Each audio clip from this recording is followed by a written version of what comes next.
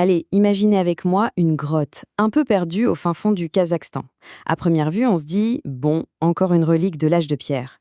Mais, et si cette grotte cachait un secret capable de réécrire une petite partie de notre histoire? C'est tout le mystère de Karaongir, une histoire qui s'étire sur des milliers d'années avec des rebondissements assez dingues. La voici, Karaungir. On pourrait très vite la cataloguer comme une simple habitation troglodyte, un abri pour nos ancêtres chasseurs-cueilleurs. C'est un site fascinant, bien sûr, mais on a l'impression d'en avoir fait le tour. Sauf que, c'est là qu'on se trompe lourdement. Et c'est là qu'arrive la question qui change absolument tout. Et si ces habitants de l'âge de pierre n'étaient pas seulement des chasseurs et des cueilleurs, mais aussi des mathématiciens? L'idée a l'air un peu folle, je sais, mais les indices sont vraiment surprenants. Allez, on va voir ça de plus près. Ok, pour bien comprendre ce mystère, il faut faire un petit voyage dans le temps. On part ensemble, premier arrêt, l'époque néolithique. C'est la toute première couche de l'histoire de cette grotte absolument fascinante. On parle d'un site qui a 7000 ans. C'est juste énorme.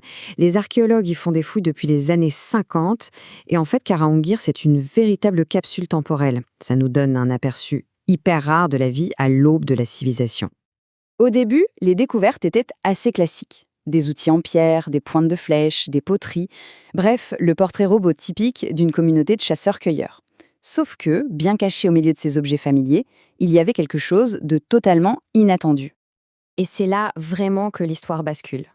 Préparez-vous, parce que ça risque de chambouler un peu l'idée qu'on se fait tous de l'âge de pierre. Au milieu des outils habituels, les chercheurs sont tombés là-dessus. Des os et des pierres recouvertes d'encoches bien précises. Alors on pourrait se dire, des décorations? Peut-être des marques de propriété? Ou alors, est-ce que c'était quelque chose de bien plus complexe? Les archéologues appellent ça un système de comptage précoce. En fait, c'est l'une des toutes premières formes d'enregistrement de l'information. Bien avant que l'écriture n'existe, c'était leur manière de suivre les jours, les saisons ou le nombre de bêtes dans un troupeau. C'est, en quelque sorte, la naissance de la data.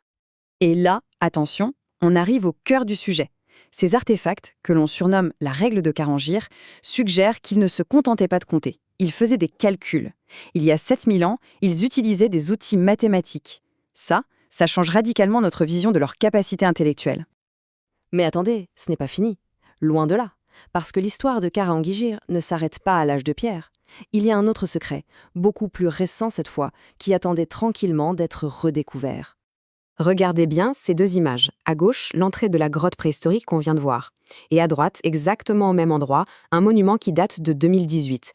Cette pierre, la Coque-Tasse, elle ne commémore pas la légende de l'âge de pierre, non, elle rend hommage à des clans qui se sont installés ici des milliers d'années plus tard, au XIXe siècle. Cette chronologie est juste vertigineuse. On passe d'un campement du néolithique à un village du XIXe siècle.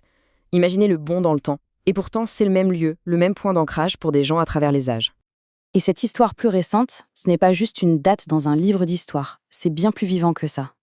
Grâce à l'histoire orale transmise par le tout dernier habitant du village, un certain Sherali Amiruli, on a un lien humain, direct, avec ce passé. Il raconte comment le grand chef Ptolémée Baï en personne a béni les familles qui ont fondé ce village. C'est un héritage culturel qui est encore palpable. Donc, si on récapitule, on a une découverte scientifique majeure et un héritage culturel hyper émouvant, le tout au même endroit. La vraie question, la question un peu qui fâche, c'est aujourd'hui, qui s'en souvient? Est-ce que ces histoires incroyables sont tout simplement en train de disparaître? Alors, accrochez-vous. Les chiffres d'une enquête récente menée auprès d'étudiants locaux font un peu mal. 90% d'entre eux n'ont jamais entendu parler de la découverte la plus importante du site, cette fameuse règle de Karaongir. C'est énorme. Et pour l'histoire plus récente, ce n'est malheureusement pas mieux. Près de 88% des personnes interrogées ignoraient complètement qu'un village avait même existé à cet endroit. La mémoire collective est en train de s'effacer. Ce dernier graphique est peut-être le plus triste. L'héritage culturel, les traditions orales, comme le lien avec le chef Tolébi, tout ça est en train de tomber dans l'oubli. La très grande majorité des gens n'en ont absolument aucune idée.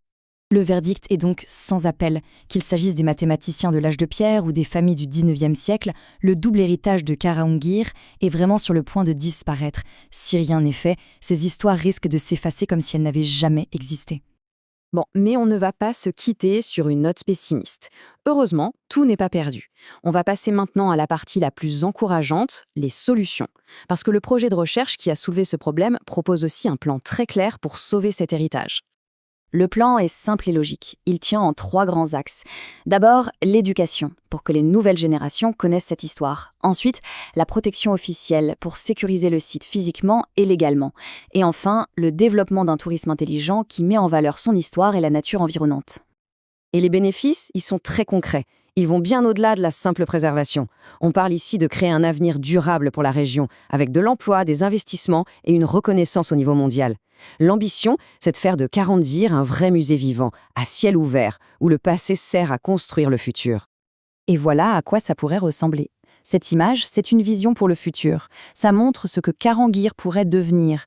Pas juste une relique poussiéreuse, mais un centre hyper dynamique d'apprentissage, de découverte et d'émerveillement qui nous relie à notre passé, qu'il soit très lointain ou beaucoup plus récent. Au fond, l'histoire de Caranguir, c'est un formidable rappel à l'ordre. Le passé est tout autour de nous, souvent caché juste sous nos yeux. Combien d'endroits, peut-être même près de chez soi, renferment des histoires oubliées qui n'attendent qu'une chose, qu'on s'y intéresse à nouveau. C'est la grande question que nous laisse ce site vraiment extraordinaire,